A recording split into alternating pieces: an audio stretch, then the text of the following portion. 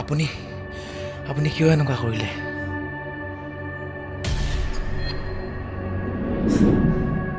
কওঁ, সকলো কথাই কওঁ।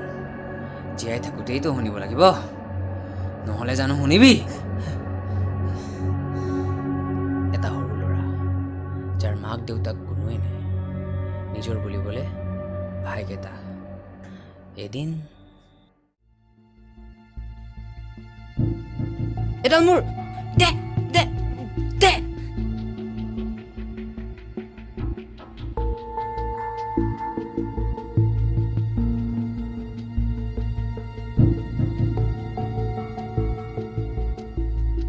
মোৰ ভাইটিক চোৱা আগত মোক চুই দেখুৱা। মোৰ নাম বাস্তৱ হয়, বাস্তৱ। নাম কি? বাস্তৱ। জোৰকে ক। বাস্তৱ।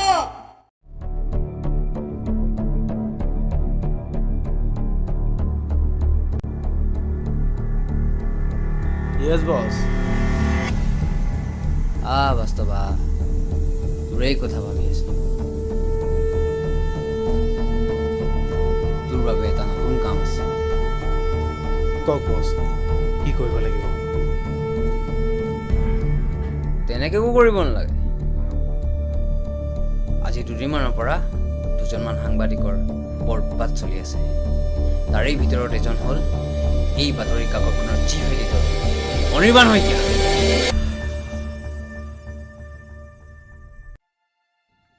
হয়, মই অনিৰ্বাণ শইকীয়া। কওকচোন। শুনিছোঁ এইকেইদিন তোমাৰ বাতৰিত বৰ গৰম গৰম খবৰ ঠাই লৈছে। বুজিছোঁ, সেইকাৰণে ইমান পালি। আৰে ভাই, নেতাবোৰে কি কৰে কি নকৰে তাত মই হাল্লা কৰিব লগা কি হ'ল? মই কোনো হৈচৈ কৰা নাই, কেৱল সত্য কথাবোৰ বাতৰি আকাৰে মোৰ বাতৰি কাকতত প্ৰকাশ কৰিছোঁ। আৰু এটা কথা, যোৱাবাৰ ইলেকশ্যনৰ সময়ত আপোনালোকৰ মন্ত্ৰীজনে ৰাইজক কি আশা দিছিল জানে? কেৱল উন্নতি উন্নতি উন্নতি। এতিয়াতো উন্নতিৰ নামত গোটেই দুৰ্নীতি। চৰকাৰৰ কোনটো বিভাগত দুৰ্নীতি নাই, সকলোতে দুৰ্নীতি। কিয় পৰীক্ষাৰ আগদিনা প্ৰশ্ন কাকত ফাদিল হোৱাটো জানো দুৰ্নীতি নহয়? ঐ ৰহ,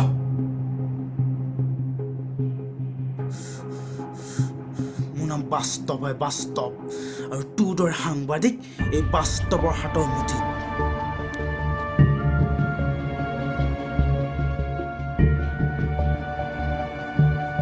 বাদাম খা, কথাবোৰ মনত থাকিব।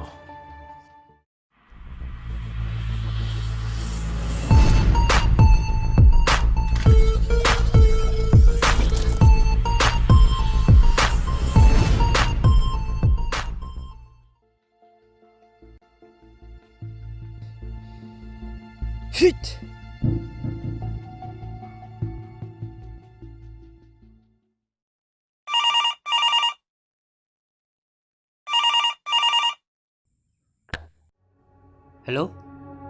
হেল্ল' চলিহা, এইবোৰ মই কি দেখিছোঁ? অনিৰ্বাণৰ বাতৰি কাকতত কেৱল আপোনাৰেই কেলেংকাৰী কথা। শুনক চলিহা, আপোনাৰ বাবে আমাৰ গোটেই পাৰ্টিটোৰ বদনাম হৈছে। গতিকে আপুনি পুনৰ মন্ত্ৰী হোৱাৰ যি সপোন দেখিছে সেই আশা বাদ দিয়ক। Hello' sir, hello'. অনিৰ্বাণ!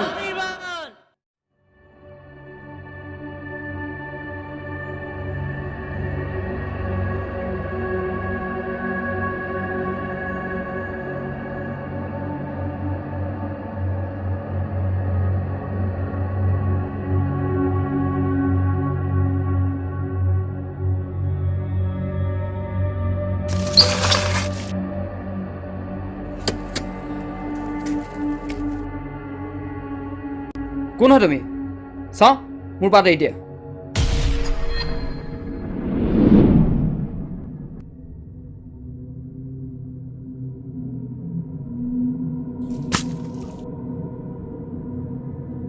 বাদ এৰি দিবলৈ ধৰা নাই।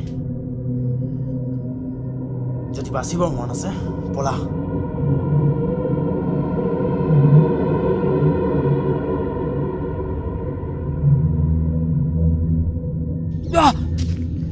ঐ উঠ।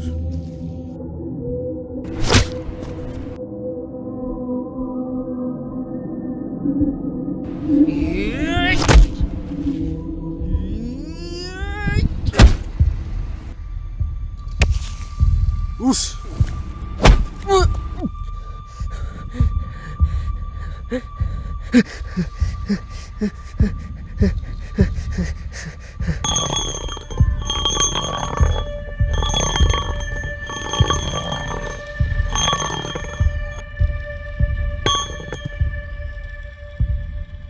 তোক কৈছিলোঁ নে যে এই ৰাজনীতিৰ খেলখনত নোসোমাবি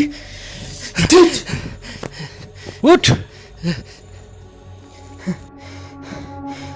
ব্যক্তিগত স্বাৰ্থৰ বাবে তহঁতৰ মন্ত্ৰীজনে মোক হত্যা কৰিবলৈ লৈছে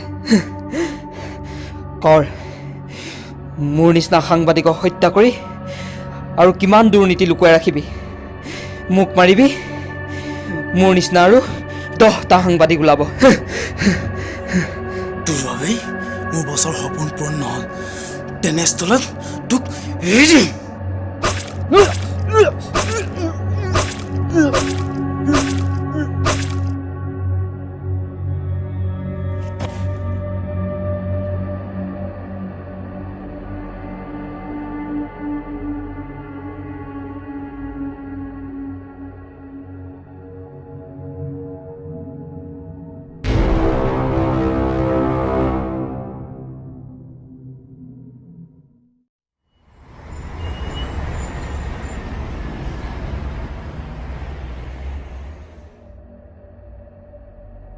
সাংবাদিকতা যাক কোৱা হয় গণতন্ত্ৰৰ চতুৰ্থ স্তম্ভ কিন্তু আজিতো এই সাংবাদিকতা ভৈৰৱ গছকি মোহাৰি পেলোৱা হৈছে নিৰ্ভীক আৰু নিৰপেক্ষতাৰে অনিৰ্বাণ শইকীয়া যেতিয়া চৰকাৰ দুৰ্নীতিবোৰ উদঙাই দিছিল তেওঁকো কাৰ্যালয়ৰ পৰা আহি থকা অৱস্থাত ডিঙি চেপি হত্যা কৰা হ'ল তেনেকুৱা আৰু উদাহৰণ বহুত আছে গতিকে দাদা ময়ো সাংবাদিক হ'ম এক নিৰ্ভীক আৰু নিৰপেক্ষ সাংবাদিক তেওঁলোকৰ প্ৰমাণ কৰি দেখুৱাম যে তেওঁলোকৰ বন্দুকৰ গুলি শেষ হৈ গ'লেও আমাৰ এই কলমৰ চিঞাহী শেষ হৈ নাযায় গতিকে দাদা মই আহিছোঁ ভাইটি তোক কেনেকৈ বুজাওঁ যে এই দুখন হাতে অনিৰ্বাণৰ দৰে কিমান সাংবাদিকক মই হত্যা কৰিছোঁ কেতিয়াবা যদি তোকো না এই অসম্ভৱ বাস্তৱ সঁচা কথা বছ চৰকাৰৰ বিৰুদ্ধে মান মতাসকলক ডিঙি চেপি হত্যা কৰা কামটো দেশৰ গণতন্ত্ৰ হত্যা কৰাৰ দৰে হৈছে কি কৈছ তই এইবোৰ হয় বছ আমাৰ সকলো কথা মিডিয়াৰ আগত কৈ দিম আৰু আপুনিও এই লেতেৰা পলিটিক্স বাদ দিয়ক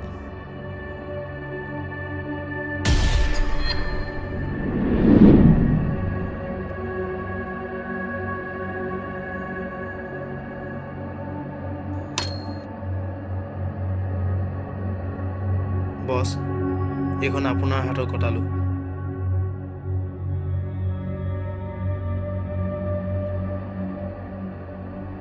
মই আৰু নোৱাৰোঁ বছ মই আৰু নোৱাৰোঁ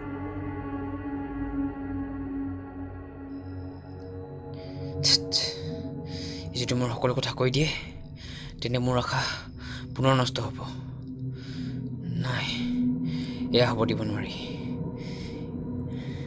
কি কৰা যায়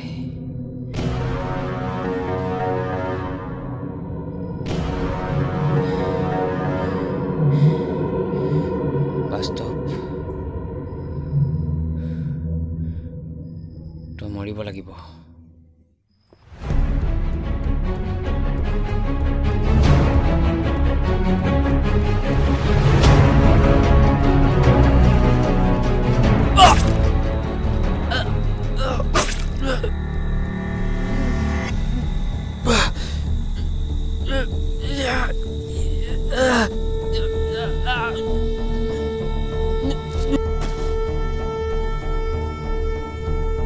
বছ মোৰ বাবে ভগৱান হয় ভগৱান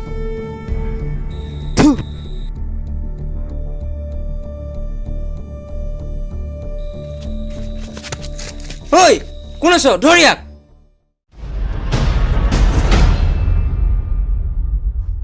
উঠ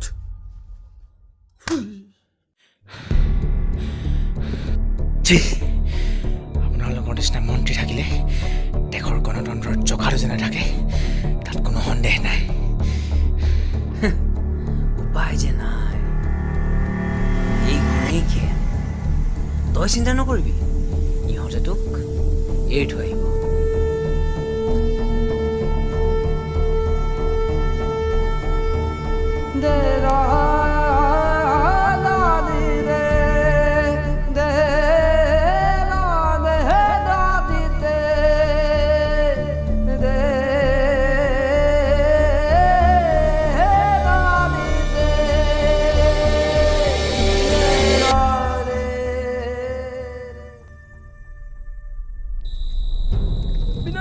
जिंदाबाद जिंदाबाद जिंदाबाद बिनोय चलिया जिंदाबाद जिंदाबाद जिंदाबाद बिनोय चलिया जिंदाबाद जिंदाबाद जिंदाबाद बिनोय चलिया जिंदाबाद जिंदाबाद जिंदाबाद बिनोय चलिया जिंदाबाद जिंदाबाद जिंदाबाद बिनोय चलिया जिंदाबाद जिंदाबाद जिंदाबाद ৰাইজৰ স্বাৰ্থত জীৱন বলিদান দিয়া অনিৰ্বাণ শইকীয়াৰ দৰে প্ৰতিজন সাংবাদিকক শ্ৰদ্ধাঞ্জলি ৰাজনীতিৰ খেল দুৰ্নীতিৰ খেলে